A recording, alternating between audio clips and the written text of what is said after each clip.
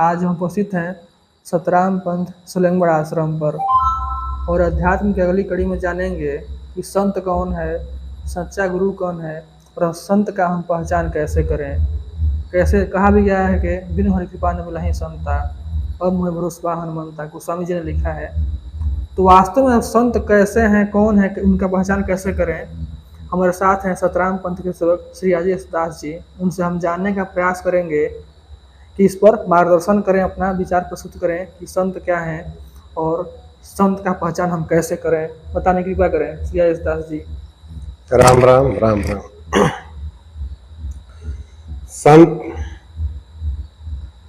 संत जो है, बताया गया है कि संत का दो भेद है।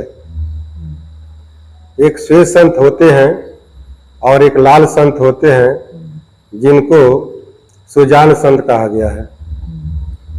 तो संत का दो भेद है, लेकिन वास्तव में जो संत हैं वो सरगुण का सेवा करो, निर्गुण का करो ज्ञान, और निर्गुण सरगुण के परे धरो नाम का ध्यान। सरगुण का सेवा करना चाहिए, निर्गुण का ज्ञान करके कि उसके अंदर जीव है, अगर जीव है तो उसकी सेवा करना चाहिए। और इससे परे जो निर्गुण और सरगुण के परे जो मालिक हैं, जो जीव के उत्पत्ति करता है, जो उसके मालिक हैं, उनका जो भक्ति बताता है उसको हम सुजान संत कहते हैं। कहा गया ही हमें निर्गुण नयनन में सरगुण और बचन श्वास से राम, अन्नाद शब्द श्रवण करे तो यह संत के काम। यानी जो श्वेत संत हैं वो अपने स्वरूप का ज्ञान करते हैं और अपने स्वरूप का ही ध्यान करते हैं, लेकिन वो न संसार में कोई इच्छा रखते हैं और न प्रभु की वो कोई चाहना, उनकी भक्ति करते हैं, स्वयं का ध्यान करते हैं। वो अपने स्वयं का ही वो ध्यान करते हैं। तो वो भी संत कहे जाते हैं, लेकिन वे श्वेत संत कहे जाते हैं। और जो पूर्ण रूप से जो संत है, जो सुंदर जनकार है, जो सुंदर संकार है, उसको सुजान संत कहा गया है। और सुंदर जनकार उसको कहा गया है जिसको पूरा नॉलेज है। सत्संग के क्षेत्र में 4 क्लास बताया गया है। लोकमत पहला क्लास है, जिसे पुराण का सिद्धांत कहते हैं, और दूसरा क्लास है वो वेद का सिद्धांत है, और तीसरा जो क्लास है वो वेदांत का सिद्धांत है, अपने स्वरूप को जानना, जिसे संत मत भी कहते हैं। और चौथा जो क्लास है वो गुप्त मत, जिसमें माया ब्रह्म जीव सबके उत्पत्ति करता जो पार ब्रह्म परमेश्वर हैं। इस चारों क्लास का जो भक्ति को बता दे उसे सुजान संत या लाल संत कहा गया है। लेकिन इस संत का होना एक तरह से अभाव है। ऐसे बताया गया है कि संत सब तो एक है, जस पुस्ता का खेत, और कोई कुदरती लाल है और फूल सब श्वेत। जैसे अफीम का खेत होता है तो उसमें सारे फूल सफेद होते हैं, लेकिन कोई कोई फूल उसमें कुदरती हो जाता है, उसको बोया नहीं गया है, लेकिन वो प्राकृतिक कुदरती हो जाता है। वैसे ही संसार में श्वेत संत का भरमार है, अनेकों हैं, लेकिन कुदरती संत सुजान संत कोई हो जाते हैं। जैसे कबीर साहब थे। कबीर साहब वो कुदरती थे, वो संसार में आकर के ज्ञान के किसी पुस्तक से उन्हें ज्ञान अर्जित नहीं किया, वो अपने से वो पूर्ण थे। तो वैसे ही गुरु जो है वो कहते हैं कि तुम कहो कागज के लेखा, अब मैं कहता हूं आंखों का देखा। तो ईश्वर की कृपा से जो संत आते हैं वे सब रहस्य प्रभु का और प्रभु की जो माया है, जो उनकी पावर है, उनकी जो प्रभुता है, उस सब का भेद वो जानते हैं। तो प्रभु कौन है, उनके ज्ञान करा करके तो प्रभु के विषय में बताया गया है, गुप्त सार सार में सार है, गुप्तमति कहलावे, ईश्वर माया जीव भव सागर, उत्पत्ति बतलावे। सार सार यानी जीव सार है और ब्रह्म सार है, और दोनों के उत्पत्ति करता जो सार है उसको राम कहा गया है। वो राम जी सबके उत्पत्ति करता है। इसको कबीर साहब ने कहा कि राम नाम अहे निज सारू, यानी दोनों में जो सार है उसको सारू कहा गया। वो गुप्तमति की बात है। जो गुप्तमति की बात है, वो जो कुदरती संत होते हैं वही उस पार ब्रह्म परमेश्वर के विषय में बता सकते हैं। अन्यथा जो श्वेत संसार में है वे वेदांत के सिद्धांत के अनुसार अपने स्वरूप का ज्ञान करते हैं, लेकिन जो सुजान संत हैं वो जो स्वरूप का ज्ञान बताए हैं वो रियल में स्वरूप का ज्ञान है कि जीव अपने स्वरूप को जाने कि मैं जीव हूँ। और अनुराग सागर में भी कबीर साहब की उसमें वाणी है कि उसमें लिखा है, सुहम जीव का नाम है, सु मने सुंदर, अहम मने मैं सुंदर हूँ। प्रभु का और प्रभु ने इस जीव को सत चेतन और आनंद के राशि में इसको बनाया। यह प्रसन्न चित्त रहता है अपने स्वरूप में, यह प्रभु का अंश है। अध्यात्म में अंश का अर्थ होता है सेवक, लेकिन आध्यात्मिक ज्ञान न होने से यह साहित्यिक भाव लेकर के सेवक का अर्थ, अंश का अर्थ वो लोग टुकड़ा लगा लेते हैं। जैसे पानी है और पानी का थोड़ा अंश है तो पानी पानी में मिल जाए, तो यह अर्थ लगा लेते हैं कि वो ब्रह्म है और हम भी ब्रह्म हैं। वो समुद्र है, हम थोड़ा सा एक मटिया का पानी है और हम उसमें मिल जाएंगे तो एक हो जाएंगे। लेकिन यह ब्रह्मा द्वारा यह प्रपंचित ज्ञान है। जीव अलग है और ब्रह्म अलग है। ब्रह्म अलग है, कभी एक नहीं हो सकता है। जब तक आप अपने जीव का ज्ञान नहीं करते तब तक आप उस प्रभु के बारे में जान भी नहीं सकते। यह जीव और आत्मा में अंतर है। जीव और आत्मा में तो अंतर है, उसके ऊपर तो दूसरे दिन कभी चर्चा किया जाएगा, लेकिन अभी स्वरूप के बारे में बताया जाता है। जीव शब्द का प्रयोग किया जा रहा है तो हम जानना चाहेंगे वास्तव में जीव किसे कहा जाता है, इसलिए प्रश्न भी वाजिब है। देखिए, जीव इस शरीर में जो सार है, जो चेतन है, वह जीव है। वो सत्ता है तो वो चेतन है, और वो चेतन रूप में ही प्रभु ने उसको निर्गुण लोक में उसकी उत्पत्ति किया। लेकिन वास्ता उसकी जो है ना, वो है सुषुप्ति की वास्ता। जैसे कोई कोमा में रहता है, घोर निद्रा में सोया रहता है, वह जीव की अवस्था है। उस अवस्था में जीव कुछ कर नहीं सकता, वह उपकरणहीन रहता है। यानी वो चेतन होते हुए, जीवित होते हुए भी वो एक तरह से निर्जीव के समान होता है, वह उपकरणहीन है। नहीं तो वह जड़ के समान ही सुषुप्ति अवस्था में पड़ा रहता है। तो आत्मबल है, वह शक्ति है, पावर है, वह जड़ है, और जीव है वो चेतन है। जैसे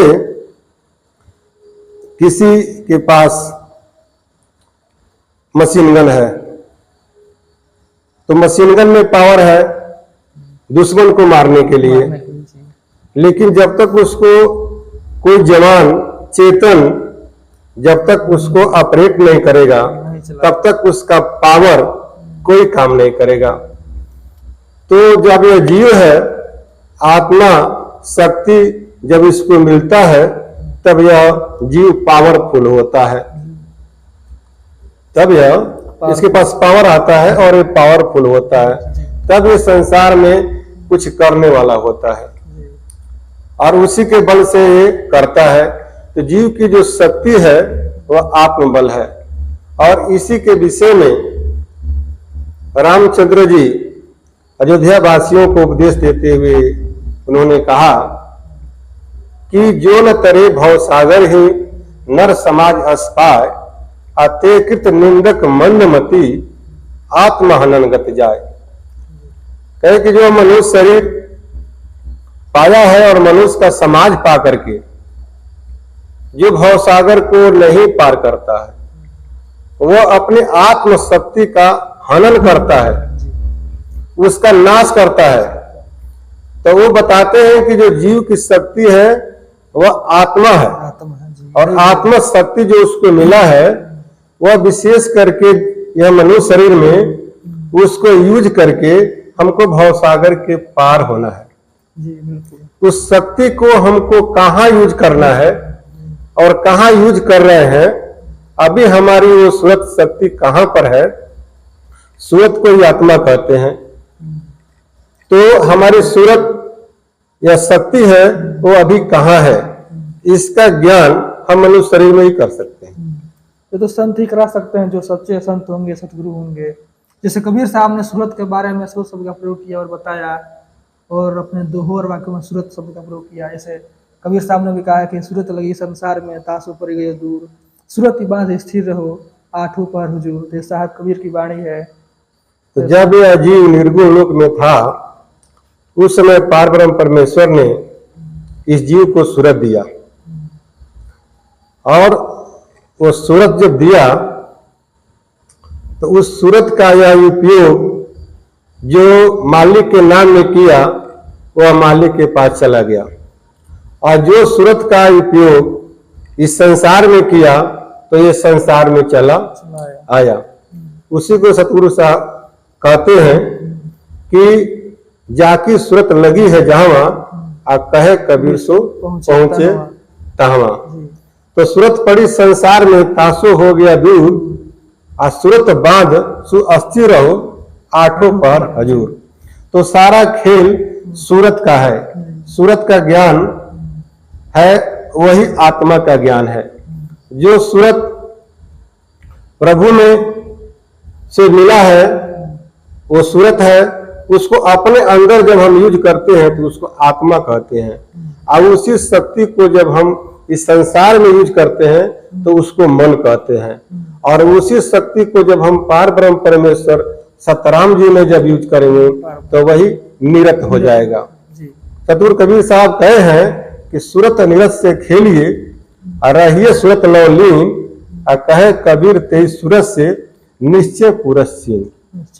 तो ये जीव का एक ही साधन है, यही इसका सब बल है, और इसी का अगर ज्ञान उसको रहे तो उसको कहा गया है आत्मज्ञान। आत्मज्ञान है ही आत्मज्ञान। कि हमारी जो आत्म शक्ति है इसके विषय में हमको ज्ञान है, यह शक्ति हमारे पास इस समय कहाँ है, कहाँ पर यूज कर रहा हूँ, कहाँ हमको यूज करना चाहिए और मैं कहाँ यूज कर रहा हूँ। अगर इसका ज्ञान रहे तो कभी भी वो प्रभु से वो दूर नहीं हो सकता है। अपने मार्ग में हमेशा वो जो है वो अग्रसर रहेगा और उसमें अपनी शक्ति का सही उपयोग करेगा। तो इसी को कहा गया है आत्म ज्ञान। तो ये पावर है और ये शक्ति है, लेकिन इसको क्या है कि वेद और पुराणों में बड़ी जटिल तरीके से समझाया, ब्रह्मा द्वारा प्रपंचित करके इसको जड़ और चेतन, गुण और दोष मिला करके उन्होंने एक में कर दिया।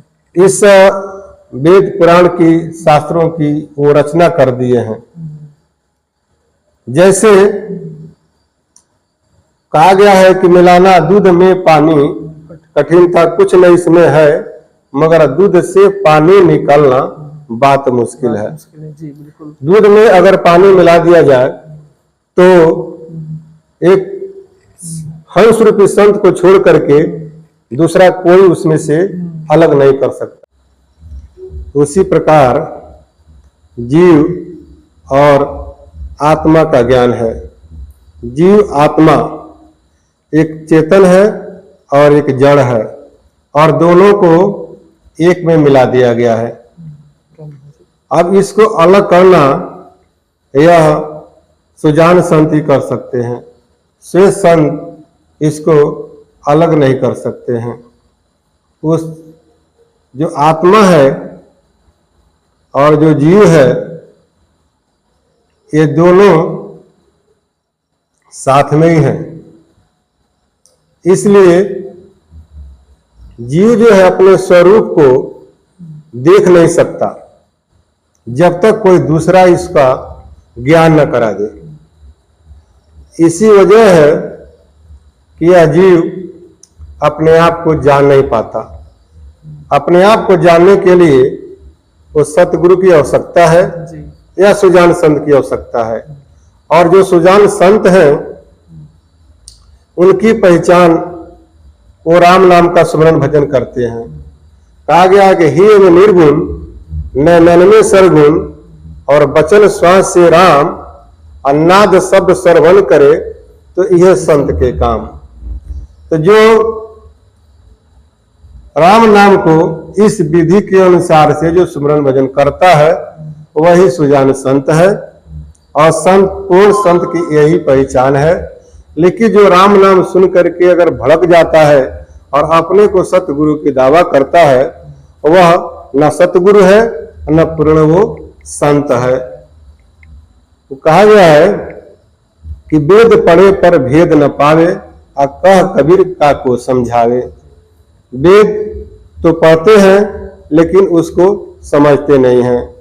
सदगुरु कबीर साहब ने कहा कि 4 18 9 पढ़ी आ 6 पढ़ी कर गया भूल, राम नाम जाने बिना जो पंछी चंडूल। 4 वेद को पढ़ करके जो वेद का अंत है वेदांत, तो वेदांती बन जाते हैं। और 18 पुराण पढ़ करके लोग व्यास बन जाते हैं, और 6 शास्त्र पढ़ करके लोग शास्त्री बन जाते हैं। लेकिन एक राम नाम को वो लोग नहीं जान पाते हैं। राम नाम जाने बिना जो पंछी चंडूल। तो चंडूल चिड़िया के समान वो है। चंडूल चिड़िया का यहाँ पर दृष्टांत दिया गया है कि चंडूल चिड़िया होता है जो ताड़ वगैरह के पेड़ पर अपना घोंसला बना के रहता है, और इतना ज्ञानी होता है कि देखता है कि अगर इधर से कोई तूफान आने वाला है तो अपना घोंसला का मुंह इधर कर लेता है। लेकिन जब ईश्वर का जो महाईश्वर वाला जो आने आता है तूफान, उसमें सब उसका घोंसला टूट करके गिर जाता है। उसी को कहा गया है कि चढ़े तो चाखे प्रेम रस और गिरे तो चकना चूर। कबीर साहब ने कहा, कबीर साहब इसको कहे। तो जो 4 18 9 पढ़ और 6 पढ़ करके जो भूल कर जाते हैं, यानी राम नाम जो नहीं जानते हैं, वो चंडूल चिड़िया के समान है। यानी जो राम नाम है वो प्रभु का नाम है, वही सार है। अगर उसको न जान करके और दुनिया के तमाम चीज के बारे में ज्ञान कर लिया जाए तो सब व्यर्थ है। इसलिए कि राम नाम से ही मुक्ति है, राम नाम से ही मुक्ति मिलता है। इसको वेद भी कहता है कि मुक्तिदाता सर्वेषां राम नाम न संशय। संशय। तो इसमें कोई संशय नहीं है कि राम नाम से मुक्ति नहीं होता है। तो इसको देवता लोग जानते हैं, राम नाम के विषय में, उसकी महिमा, उसकी पावर, तो उसको जानते हैं और उसको भजते हैं। क्या राम नाम रघुबर जपे, रामे जपे मुरार, और राम नाम शंकर जपो और समझत नाही गंवार है। राम नाम रघुबरी और शंकर, रामे जपत मुरारी, और राम नारायण नाम जपत है नाद शब्द हितकारी। तो जो भी ब्रह्मा विष्णु महेश्वर जितने लोग हैं सब उस राम नाम की महिमा पावर को जानते हैं और उसको वो लोग ध्यान करते हैं, जपते हैं, और उसी के पावर से इस संसार में यह अपना प्रभुता वो लोग जमाए हुए हैं। लेकिन यह जीव उस राम नाम की महिमा न जानने से 84 का गोता यह खाता रहता है। तो राम नाम पार ब्रह्म का नाम है, पार ब्रह्म का पदवाचक नाम राम है, पदवाचक नाम पार ब्रह्म है, और व्यक्ति वाचक नाम राम है, लोकवाचक नाम सतलोक है, और गुणवाचक नाम उनका सत है, और वो भवसागर के पार है। वो माया ब्रह्म जीव सबके स्वामी है, भवसागर के भी उत्पत्ति करता वही है। तो इस बात को जो दिखला दे वही सतगुरु है, वही संत है, वही संत है। उसी को सुजान संत कहते हैं या लाल संत कहते हैं। ऐसे तो संत लोग बहुत हैं। जैसा कि आज हम जाने कि वास्तविक संत वही है जो प्रभु को जानता है, परम पिता पार ब्रह्म परमेश्वर को जानता है, जो राम नाम का भक्ति करा दे, जो राम नाम के द्वारा जीव का कल्याण करा दे, जो स्वरूप ज्ञान करा दे, आत्मज्ञान करा दे, वही सतगुरु है, वही संत है। हम श्री आयेश दासियास जाने। अगले कड़ी में हम अध्यात्म के किसी और विषय पर हम चर्चा करेंगे। इसी के साथ सभी भाइयों को राम राम। राम राम।